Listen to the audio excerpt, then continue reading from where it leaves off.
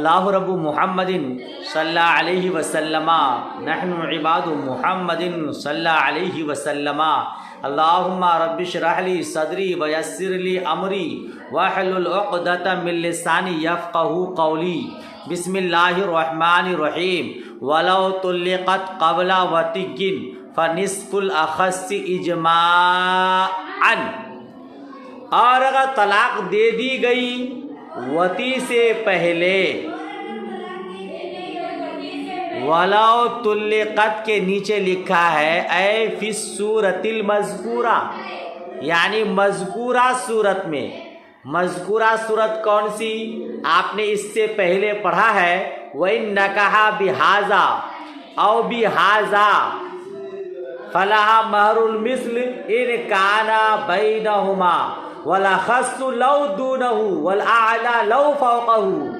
پڑھیں آپ نے اس صفحہ میں، اگر نکاح کیا اس چیز کے بدلے میں اور اس چیز کے بدلے میں، اور ان دونوں کے درمیان کیا ہے تو اس کے لیے مہر مثل اگر دونوں کے درمیان ہو، اور اخص ہے اگر اس سے بہت کم ہو، اور اعلیٰ ہے اگر اس سے بہت زیادہ ہو۔ زید نے ہندا سے شادی کیا اس چیز کے بدلے میں، اس چیز کے بدلے میں، اس چیز اس چیز، اس غلام اس غلام، اس جانور اس جانور کے بدلے میں، اور دونوں کے درمیان بڑا فرق ہے، بڑا فرق ہے۔ تو آپ نے پڑھا ہے کہ اخص سے کم نہیں ہونا چاہیے اور اعلیٰ سے زیادہ نہیں ہونا چاہیے، 1000 سے کم نہیں ہونا چاہیے، 2000 سے زیادہ نہیں ہونا چاہیے۔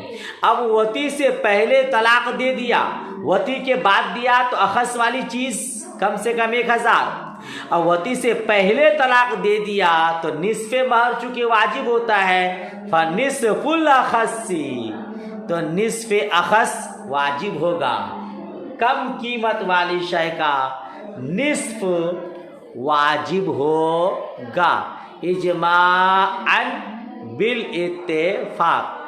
نہیں سمجھ میں آیا؟ زید نے ہندا سے شادی کیا، کیا کہا اس غلام کے بدلے میں یا اس غلام کے بدلے میں؟ ایک غلام کی قیمت بہت کم اور ایک کی بہت زیادہ ہے نا، تو اب کتنا مہر دینا ہوگا؟ آپ نے پڑھا کہ قیمت کا اگر لحاظ کریں تو 1000 سے کم نہیں ہونا چاہیے، 2000 سے زیادہ نہیں ہونا چاہیے، درمیانی واجب ہے۔ اب وطی سے پہلے اگر طلاق دیتا ہے تو چونکہ نصف مہر دینا پڑتا ہے، تو اب یہاں کیا دینا پڑے گا؟ جو کم قیمت والی شے ہے اس کا نصف دینا پڑے گا۔ وَإِن نَكَحَ بِهَذَيْنِ الْعَبْدَيْنِ وَأَحَدُهُمَا حُرٌّ فَلَهَا الْعَبْدُ فَقَطْ، اور اگر نکاح کیا ان دو غلاموں کے بدلے،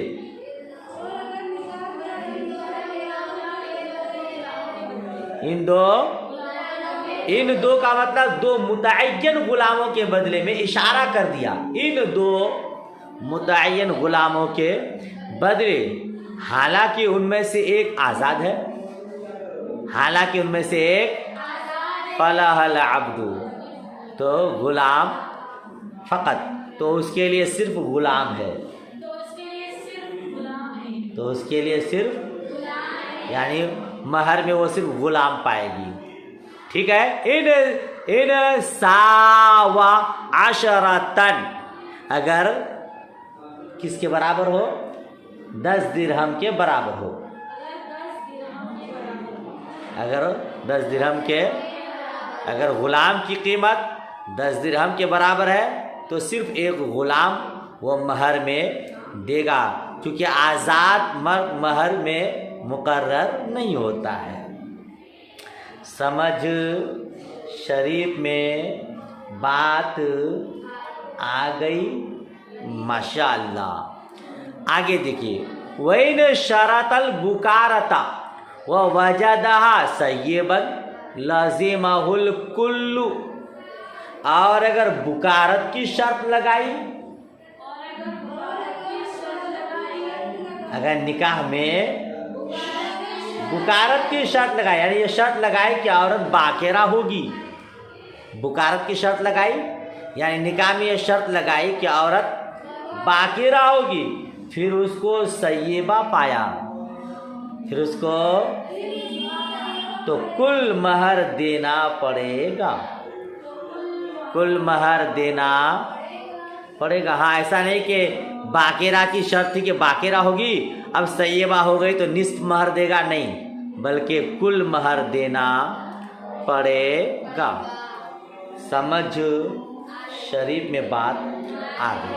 وَصَحَّ إِمْهَارُ فَرَسٍ وَثَوْبٍ هَرَوِيٍّ بَالَغَ فِي وَصْفِهِ أَوْ لَا وَمَكِيلٍ أَوْ مَوْزُونٍ بَيَّنَ جِنسَهُ لَا صِفَتَهُ وَيَجِبُ الْوَسَطُ أَوْ قِيمَتَهُ وَإِنْ بَيَّنَ جِنْسَ الْمَكِيلِ أَوِ الْمَوْزُونِ وَوَصْفَهُ فَذَلِكَ۔ دیکھیے اس کو کہتے ہیں وَصَحَّ إِمْهَارُ فَرَسٍ، اور صحیح ہے مہر مقرر کرنا، گھوڑا، فرسن گھوڑا، یعنی گھوڑے کو مہر میں مقرر کرنا، صحیح ہے مہر مقرر کرنا، گھوڑا سوار ہو کے دوڑیے گا، یا ہروی کپڑا، یا ہروی یعنی کپڑے کی بھی صفت کوالٹی ہوتی نا بھائی، کمپنی اور فیکٹری کے حساب سے، تو ہروی کپڑا اس کے اور بھی وصف بیان کیا ہو یا نہ کیا ہو، بالغا فی وصفی اولا، اس کے اور وصف بیان کیا ہو یا نہ کیا ہو۔ ترجمہ کیجیے گا، اور صحیح ہے مہر مقرر کرنا گھوڑا یا ہروی کپڑا، خواہ اس کے اور بھی وصف بیان کیا ہو یا نہ کیا ہو۔ اسی طرح کسی کیلی چیز، مکیلن کسی کیلی چیز یا وزنی چیز کو، یا وزنی جن کی نوع تو بیان کیا مگر صفت نہیں بتائی، نوع تو بیانہ جنس ہو، اس کے جنس کو بیان کیا، اس کے نوع کو بیان کیا، لا صفت ہو، اس کی صفت کو بیان نہیں کیا۔ صفت کے نیچے بین سطر میں لکھا ہے من الجودۃ والرداد، کہ وہ اچھی چیز ہوگی یا خراب ہوگی، اس کو بیان نہیں کیا۔ آپ کیلی چیز اور وزنی چیز کو نہیں سمجھ پائے، ایک ہوتی ہے چیز کیلی اور ایک ہوتی ہے وزنی۔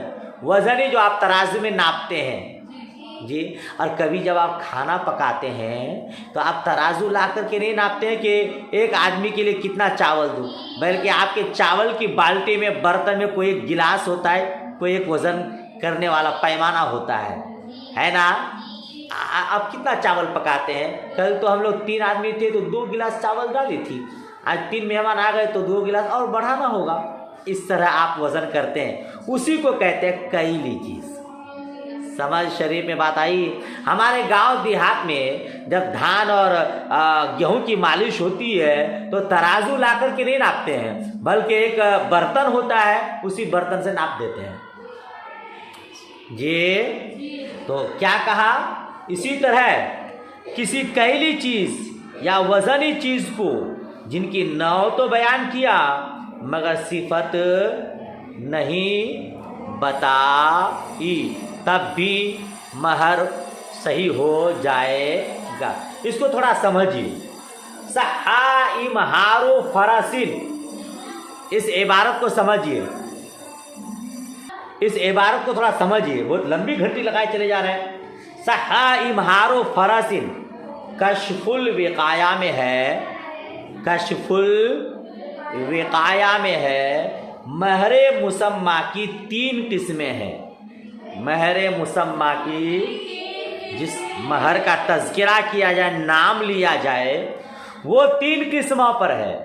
پہلی قسم کیا ہے؟ نوع اور وصف دونوں مجہول ہو، نوع اور وصف دونوں مجہول ہو، دونوں کا پتہ نہ ہو۔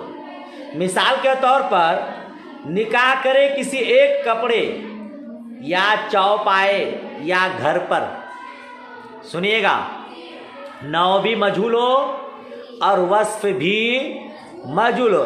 मसलन जैद ने हिंदा से निकाह किया एक कपड़ा के बदले में, या एक किसके बदले में, चौपाई के बदले में, या एक घर के बदले में, तो उस सूरत में औरत को महरे मिस्ल मिलेगा। इस सूरत में औरत को नौ भी मजहूल, वस्फ भी मजहूल, नहीं बयान किया कौन सा कपड़ा, नहीं बयान किया कौन सा चौपाया, नहीं बयान किया कौन सा घर, खाली इतना कहा कि कपड़े के बदले या चौपाई के बदले या घर के बदले, तो अब उस औरत को क्या मिलेगा, महरे मिस्ल मिलेगा। यही हुक्म है जब कोई निकाह करे कि उसकी लोंडी के बतन में जो बच्चा है वो महर होगा। जैद ने हिंदा से निकाह किया और कहा मेरी लोंडी के पेट में जो बच्चा है उसके बदले में मैंने निकाह किया, मतलब जब लोंडी के पेट से बच्चा होगा महर में तुम उसको ले लेना। समझ शरीफ में आ रही है। या कहा इस बकरी के पेट का जो बच्चा है उसके बदले में, या कहा इस साल इसके खजूर के बाग में जो फल आएगा वो महर होगा। ये लोंडी के पेट में जो बच्चा है उसके बदले में निकाह किया, बकरी के पेट में जो बच्चा है उसके बदले में निकाह किया, या इस साल खजूर के बाग में जितना खजूर आएगा वो सब महर होगा।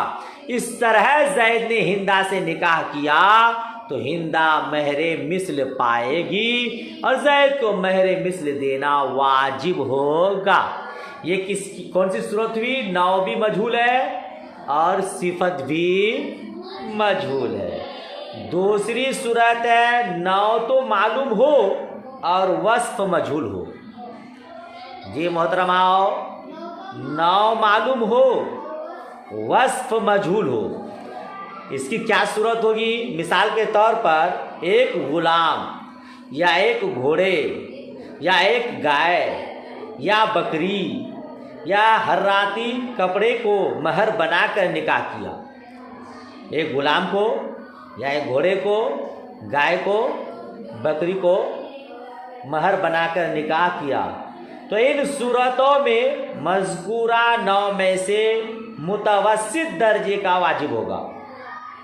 ये नौ मालूम है, ये गुलाम घोड़ा मालूम है, बकरी मालूम है, लेकिन वस्फ मजहूल है, तो अब क्या होगा, मुतवस्सित दर्जे का वाजिब हो। ठीक है, लिहाजा औरत को इख्तियार है कि बेआईनी जो चीज़ बयान किया उसी को ले, चाहे उसकी कीमत ले। समझ शरीफ में बात आई। अगर गुलाम को बयान किया, नौ बयान किया, वस्फ बयान नहीं किया, तो आदमी कीमत भी दे सकता है और उस चीज़ को भी दे सकता है। और अगर मुतय्यन कर दिया मेरे इस गुलाम के बदले में मैंने निकाह किया, तो उसे कीमत अदा करने का हक नहीं होगा, बल्कि वही गुलाम देना पड़े। ये हो गई दूसरी सूरत, नौ मालूम हो वस्फ मजहूल हो। और तीसरी सूरत है नौ और वस्फ दोनों मालूम हो, नौ दोनों मालूम हो। उसकी क्या सूरत होगी, मिसाल के तौर पर सिफत बतलाकर किसी कैली या वजनी चीज़ महर मुकर्रर करके निकाह किया। ये सिफत बतलाकर, सिफत बयान करके किसी कैली या वजनी चीज़ महर मुकर्रर करके निकाह किया, तो ये तस्मिया दुरुस्त होगा। अब वही चीज़ अदा करनी उस पर वाजिब होगी। समझ शरीफ में बात आई। उसी इबारत को यहाँ इस तरह से बयान किया कि घोड़े को महर मुकर्रर करना, हरवी कपड़े को महर मुकर्रर करना सही है, उसकी वस्फ को बयान किया हो या ना किया हो। और मकीली चीज़ हो या मौजूनी चीज़ हो, यानी कैली चीज़ हो या वज़नी चीज़ हो, जिसके नौ को बयान किया हो और सिफत को बयान नहीं किया हो, वह यजीबुल वसतु औ कीमतहु, तो वो चीज़ दरमियानी दर्जा की वाजिब होगी या उसकी कीमत वाजिब होगी। वो चीज़ बोलिए درمیانی درجہ کی واجب ہوگی یا اس کی قیمت واجب ہوگی. وَإِن بَيَّنَا جِنْسَ الْمَكِيلِ أَوِ الْمَوْزُونِ وَوَصْفَهُ فَذَلِكَ. اور اگر مکیل کے جنس کو اور اگر کیلی یا وزنی چیز کی وزنی نو کے ساتھ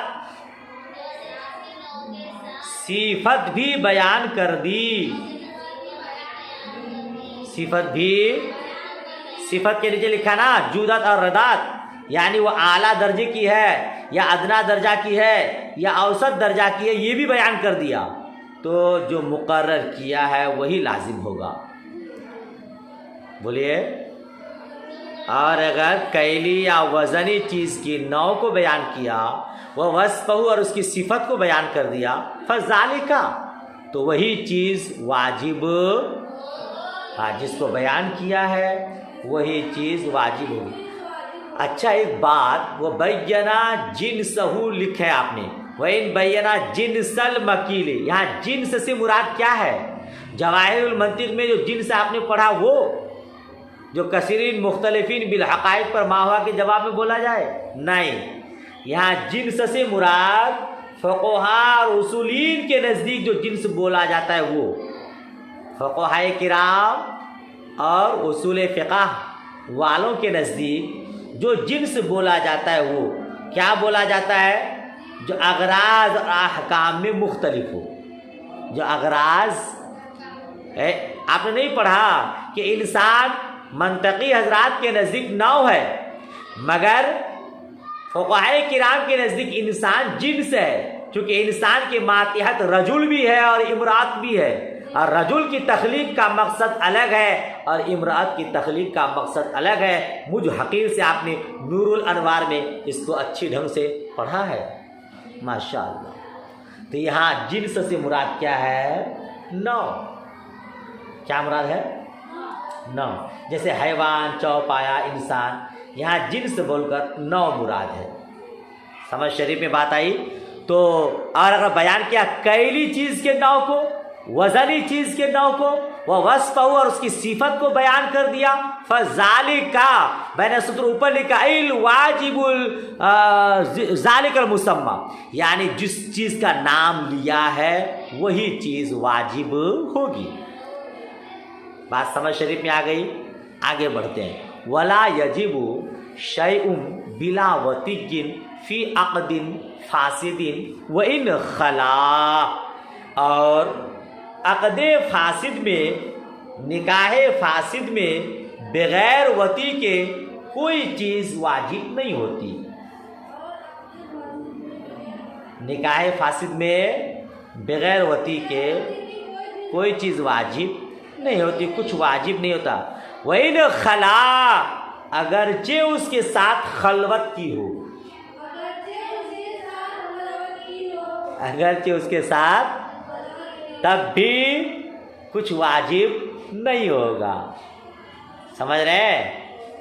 تب بھی کوئی چیز واجب، ہاں، کیونکہ اچھا عقد فاسد کہتے کسے ہے؟ نکاح فاسد کب ہوتا ہے یہ بھی آپ سن لیجئے. نکاح فاسد شرائط صحت نکاح میں سے کوئی شرط مفقود ہو. نکاح میں جو شرائط ہے نا، نکاح صحیح ہونے کے لیے جو شرائط ہیں، اگر اس میں سے کوئی شرط نہیں پائی گئی تو نکاح فاسد. نکاح ہے، نکاح میں گواہوں کا ہونا شرط ہے نا. اب کوئی بغیر گواہوں کے نکاح کر لیا تو نکاح فاسد.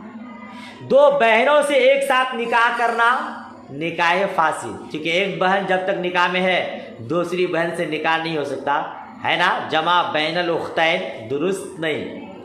اسی طرح ایک بہن کی عدت میں دوسری بہن سے نکاح کرنا یہ بھی نکاح فاسد. چوتھی بیوی کی عدت میں پانچویں سے نکاح کرنا نکاح فاسد، کیونکہ عدت میں عورت سے نکاح کرنا یہ کیا ہے؟ نکاح فاسد. لہذا نکاح فاسد کیا تو جب تک وطی نہیں کیا ہے مہر واجب نہیں ہوگا اگرچہ خلوت پائی گئی۔ سمجھ شریف میں بات آئی؟ فین وطیہ فمہر المثل، اور اگر وطی کر لیا تو مہر مثل واجب ہوگا، اور اگر واجب ہوگا مہر مثل واجب ہوگا۔ کب مگر؟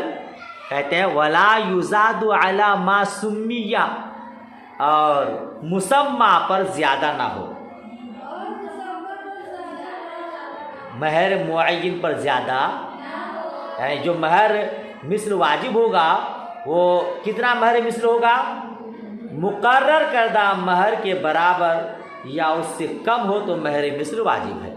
اے ان کانا مہر المثل مساوی للمسمى او اقل فمہر المثل واجب، یعنی مہر مثل اگر مہر مقرر کردہ سے کے برابر ہو یا اس سے کم ہو تو مہر مثل واجب ہوگا۔ وَإِنْ كَانَ أَكْثَرَ لَا تَجِبُ الزِّيَادَةُ، اور اگر زیادہ ہو تو مقرر سے زائد مقدار واجب نہ ہوگی۔ سمجھ شریف میں بات آئی؟ مقرر جو مہر کیا تھا اگر اس کے برابر ہے مہر مثل تو اتنا ہی واجب ہوگا، اور اگر اس سے زیادہ ہے تو پھر زیادہ واجب نہیں ہوگا۔ جی ترجمہ کرو ایک بار۔ اے ان کانا مہر المثل مساویا للمسمى، یعنی اگر مہر مثل مسمى کے برابر ہو، یعنی اگر مسمى کے، مسمى سمجھتے ہیں بین السطور نیچے لکھا المذکور عند العقد، یعنی عقد کے وقت جو مذکور ہوا اس کے برابر ہو، او اقل یا اس سے کم ہو، فمہر المثل واجب، تو مہر مثل واجب ہوگا۔ وَإِنْ كَانَ أَكْثَرُ لَا تَجِبُ الزِّيَادَةُ، اور اگر مہر مثل مقرر کردہ مہر سے زیادہ ہو تو زیادہ واجب نہیں ہوگا، زیادہ واجب نہیں ہوگا۔ اچھا ایک بات آپ نے پڑھا کہ مہر نکاح فاسد میں جب تک وطی نہ ہو تب تک مہر واجب نہیں ہوگا، وطی کر لیا تب جا کے مہر مثل واجب ہوگا۔ اتنی بات ہو گئی۔ آگے دیکھیے اسی سے ملتا جلتا ایک مسئلہ، وَيَثْبُتُ النَّسَبُ وَمُدَّتُهُ من وقت الدخول عند محمد رحمۃ اللہ تعالی علیہ، اور نسب ثابت ہوگا۔ کس کا نسب؟ یعنی عورت سے بچہ پیدا ہوا تو اس بچہ کا نسب نکاح فاسد میں ثابت ہوگا۔ نکاح فاسد ہوا، نکاح فاسد میں اس عورت سے ایک بچہ پیدا ہوا تو اس بچہ کا باپ کون ہوگا؟ جس کے ساتھ نکاح ہوا ہے اسی سے ثابت ہوگا۔ اس کی مدت ومدت من وقت الدخول، اور اس کی مدت کا اعتبار ہوگا دخول کے وقت سے۔ بولیے